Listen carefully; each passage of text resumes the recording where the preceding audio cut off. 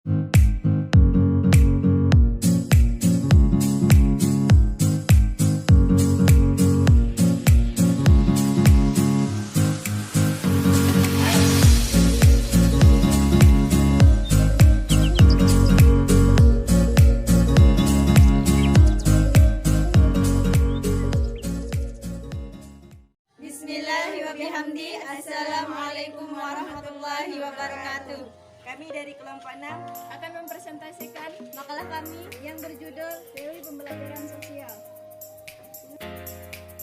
Assalamualaikum warahmatullahi wabarakatuh. Baiklah, nama saya Nada Soba, saya berasal dari kelompok 6. Di sini saya sebagai pemateri pertama yang akan menjelaskan tentang teori pembelajaran sosial.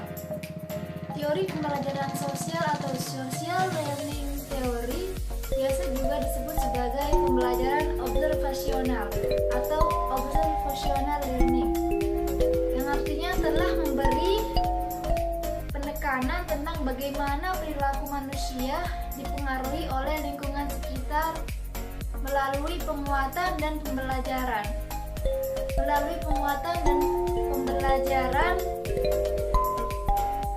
Peniruan serta cara berpikir yang kita miliki terhadap sesuatu dan juga sebaliknya, yaitu bagaimana tingkah laku manusia atau tingkah laku kita mempengaruhi orang lain yang ada di sekitar kita dan menghasilkan penguatan dan peluang untuk dapat dilihat dan diperhatikan oleh orang lain.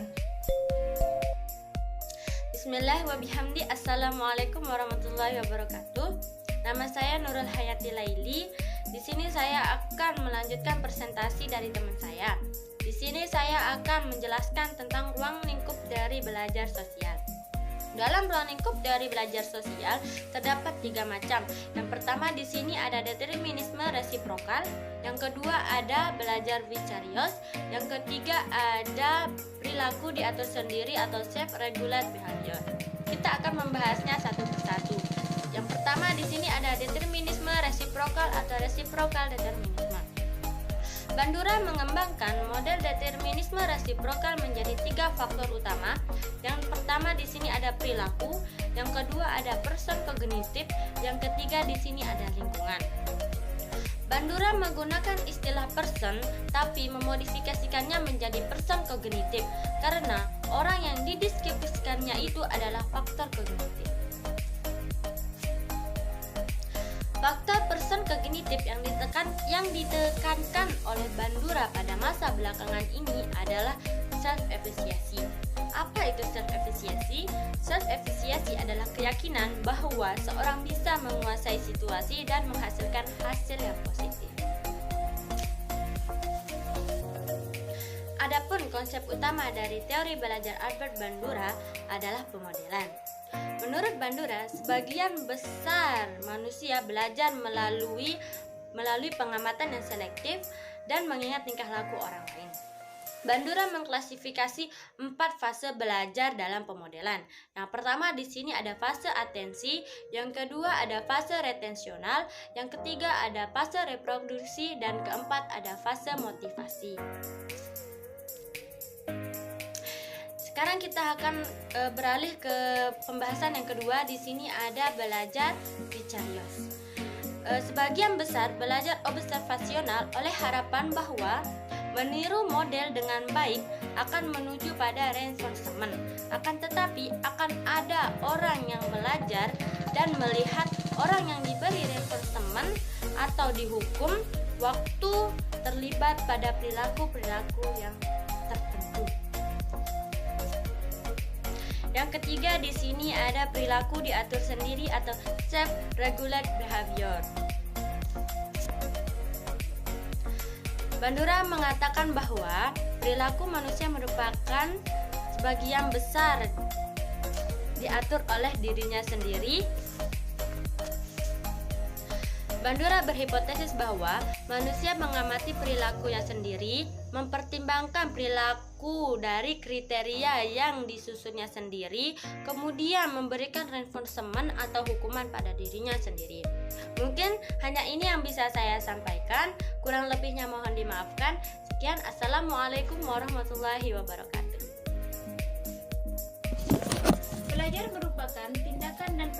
yang kompleks yang biasa dilakukan oleh pelajar. Pelajar juga sangat penting dalam perkembangan diri seseorang, di mana pelajar ini membuat seseorang menuju ke arah yang lebih baik. Dalam perkembangannya, banyak sekali teori perkembangan dari tokoh-tokoh psikologi. Salah satunya adalah teori belajar sosial, di mana teori ini dikembangkan oleh Albert Bandura. Teori belajar sosial bisa juga disebut pembelajaran observasional, di mana teori ini telah memberikan penekanan tentang bagaimana perilaku manusia dipengaruhi oleh lingkungan.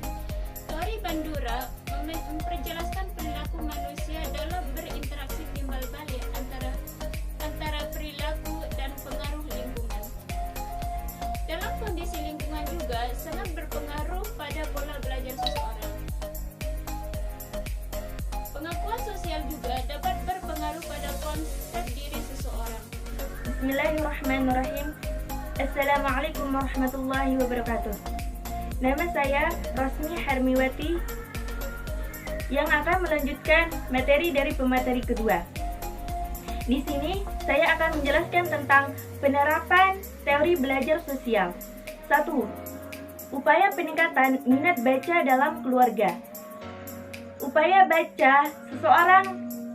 Minat baca seseorang yang diartikan sebagai kecenderungan hati yang tinggi orang tersebut kepada sesuatu sumber bacaan tertentu.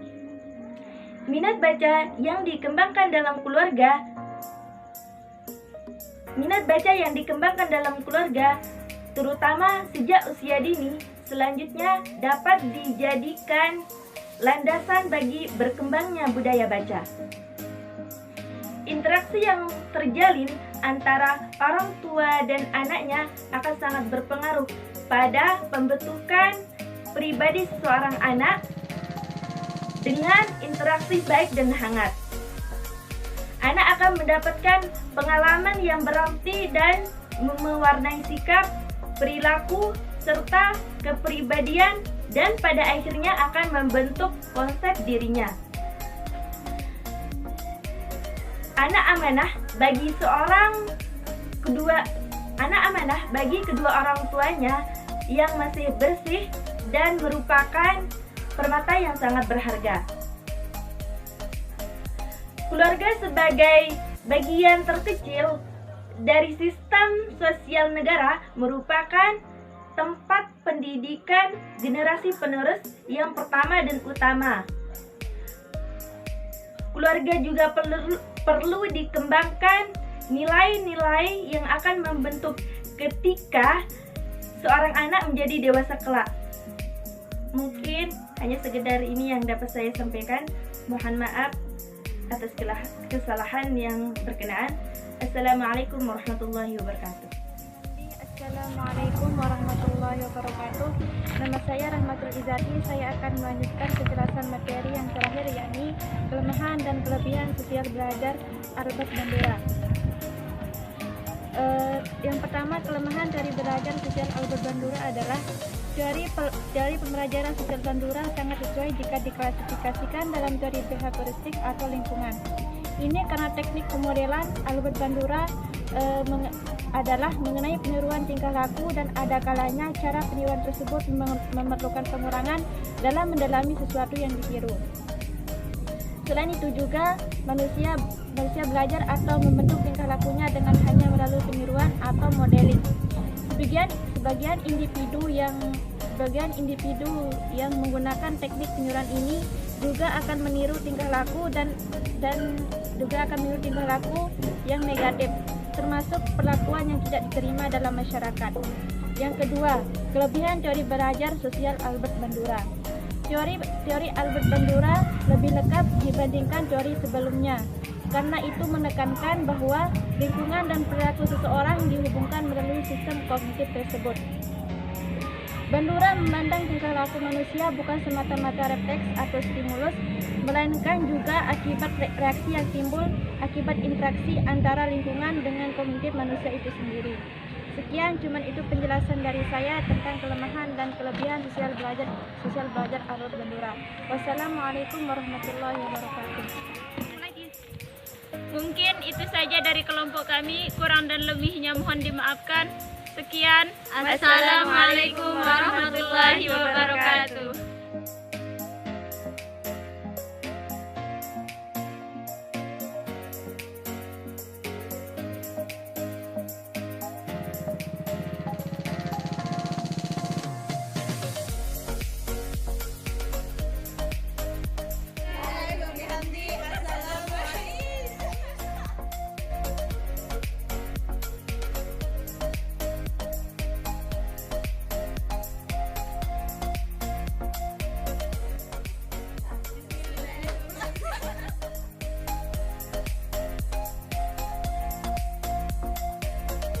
Apa?